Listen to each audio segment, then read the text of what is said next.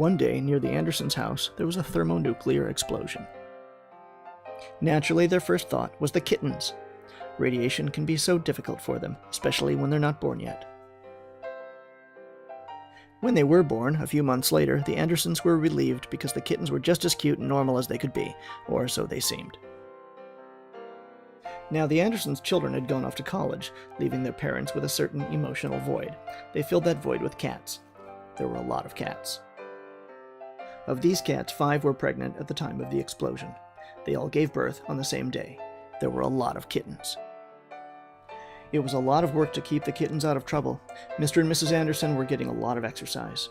All of the kittens seemed particularly fond of yarn. Mrs. Anderson had quite the yarn collection. She loved her yarn, and so she worked extra hard to keep the kittens away from it. Mr. Anderson didn't think it was such a big deal. He just gave up and watched. Then he saw something amazing, something bizarre, something no one had ever seen before. The kittens were batting a ball of yarn back and forth on the floor. They seemed to want to unravel it. Then it happened.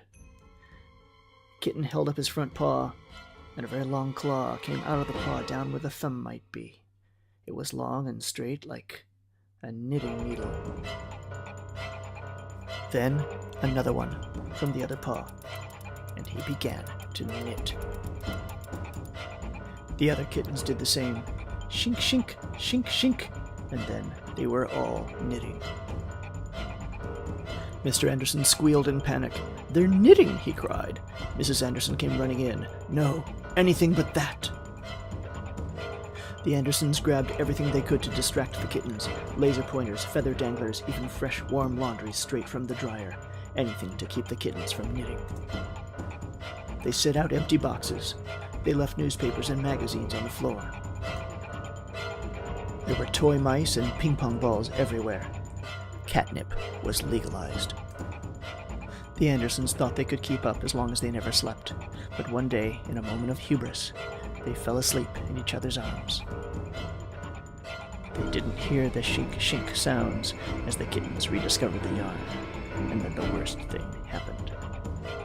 The kittens knitted a sweater. The end.